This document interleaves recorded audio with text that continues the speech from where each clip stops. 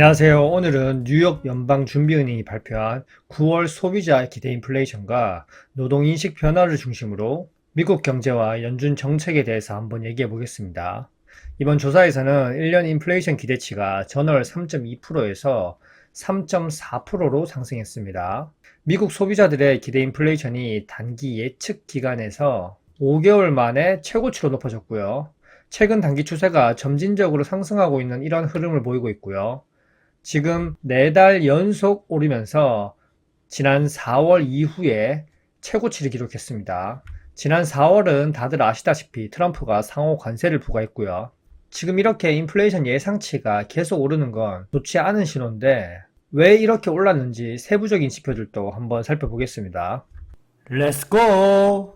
자, 인플레이션에 대해서 얘기한 지표들에 대해서 한번 해석해 볼 텐데요. 아까 말씀드렸듯이 1년 단기 기대 인플레이션은 3.4%로 높아졌고요. 3년 기대 인플레이션은 3%로 5개월 연속 동결입니다. 그리고 5년 기대 인플레이션은 2.9%에서 3%로 0.1%포인트가 높아졌고요. 다른 지표에서도 5년 장기 인플레이션이 올라갔는데 역시 모든 지표에서 장기 인플레이션이 올라가고 있습니다. 8월에는 단기 인플레 우려가 커졌지만 중기, 장기 기대는 안정적인 흐름을 유지했었는데 이번 9월 조사에서는 단기 인플레이션 우려는 3.4%로 더욱 커졌고 장기 기대 인플레이션마저 올라가 버렸습니다. 애초에 연준은 인플레이션 목표치 2%포인트에 대해서 잘 내려가고 있었는데 트럼프 취임 이후 상호관세 부과 이후 단기, 장기 추세가 계속 올라가고 있고 이런 모습은 이번 지표뿐만 아니라 여러 지표에서도 확인되고 있습니다.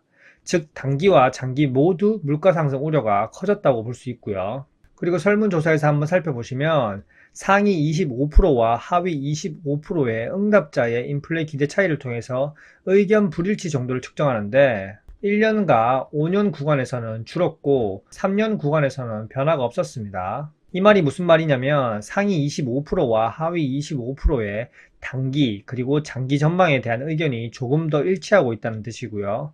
불확실성은 줄었지만 모두 다 인플레이션이 다시 오를 수 있다. 이런 공감대가 확산된 겁니다. 특히 고등학교 이하 학력이나 가구 소득이 5만 달러 이하 그룹에서는 1년 인플레가 더 오를 것이라는 응답이 더 많았고요.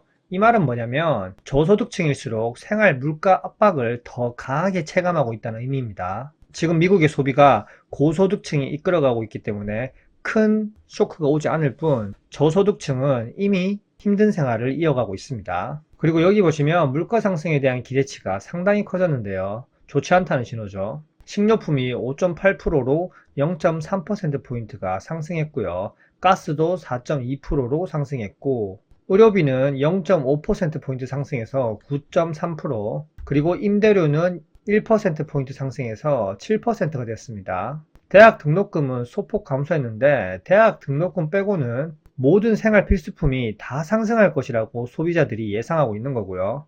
이렇게 예상하면 소비자들은 당연히 지갑을 서서히 닫겠죠. 이런 세부 지표만 조금씩 살펴봐도 지금 미국 증시도 AI 반도체 섹터 분만 아니면 오르기가 쉽지 않은 상황이라는 겁니다.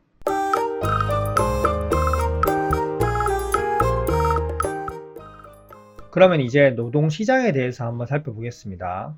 향후 1년 후에 임금이 얼마나 오를지에 대해서 묻는 기대치는 0.1%포인트가 하락해서 2.4%를 기록했고요. 이 수치는 21년 4월 이후 가장 낮은 수준입니다. 즉 소비자들이 앞으로 내 임금이 크게 오르지 않을 것이라고 생각하고 있고요. 이렇게 임금 상승 기대가 둔화되면 가계 소득 둔화 우려로 이어집니다. 앞서 말씀드렸던 것처럼 저소득층은 이미 힘든 상황인데 더 힘들어질 수 있다는 거죠. 실업률 전망을 한번 보시면 향후 1년 내에 실업률이 높아질 것이라고 보는 응답자 비율이 2%포인트가 상승해서 41.1%로 상승했습니다. 1년 뒤 실업률이 지금보다 높을 것이라고 보는 사람들이 더욱 많아졌다는 뜻이고요. 노동시장에 대한 불안감이 여기서도 나타나고 있습니다. 그리고 실직 가능성에 대해서 한번 알아보면 향후 12개월 내에 본인이 직장을 잃을 가능성이 0.4%포인트 상승해서 14.9%로 최근 평균치인 14.1%를 상회하는 수치입니다. 이 수치는 자발적 퇴사가 아니라 강제적으로 실직되는 그런 가능성인데요.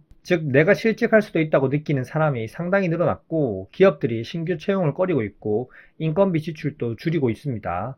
많은 기업들이 신규 채용을 꺼린다는 사실은 뉴욕 인플레 지표뿐만 아니라 다른 지표에서도 똑같이 나오는 응답입니다. 그러면 재취업 가능성에 대해서 한번 보면 만약 지금 직장을 잃었을 때 향후 3개월 내에 일자리를 구할 수 있다라고 보는 비율이 44.9%에서 47.4%로 오히려 이건 소폭 반등했습니다. 하지만 12개월 평균인 51%보다는 한참 낮고요. 아직까지 일자리를 잃으면 다시 구하기 어렵다는 인식이 여전히 강하고요.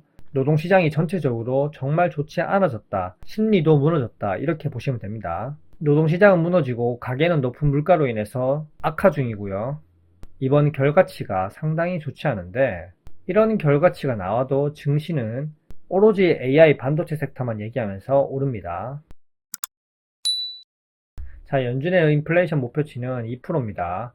9월 이후로 10월부터 연속 금리 인하를 하려고 했는지 모르겠지만 연준은 물가 불안에 더 이상 금리 인하하기도 상당히 어려워진 상황이고 딜레마에 빠져 있습니다.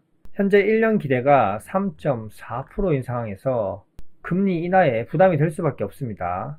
단기 인플레 기대 상승은 연준의 물가 안정 의지에 추가 압박을 가할 수밖에 없고요. 지금 기대치가 다시 올라서 3.4%인데 연준 목표치 2%와 상당히 계속 멀어지고 있는 거죠. 지금 상황이면 오히려 긴축 기조를 계속 유지해야 되는데 이미 고용시장에 대한 선제적 보험성 인하 그리고 정치 압박으로 인해서 9월에 금리 인하했었고요. 시장에서는 계속 고용 쇼크 그리고 정치적 이유로 금리 인하를 기대하고 있는 상황입니다. 고용은 계속 안 좋아지고 소비자 물가는 계속 오르고 개인 소비 지출 물가 역시 계속 오르고 정말 물가 불안에 고민이 깊어질 수밖에 없습니다.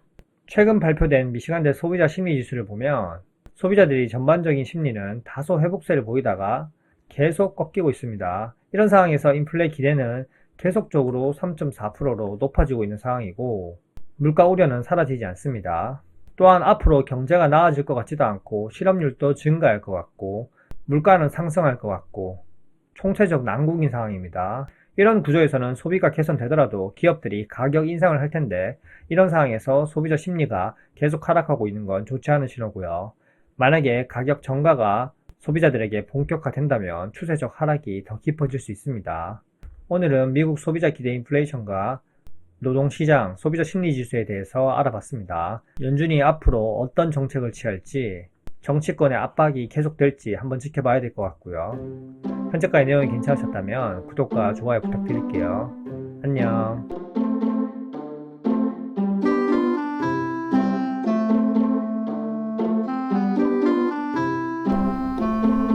Why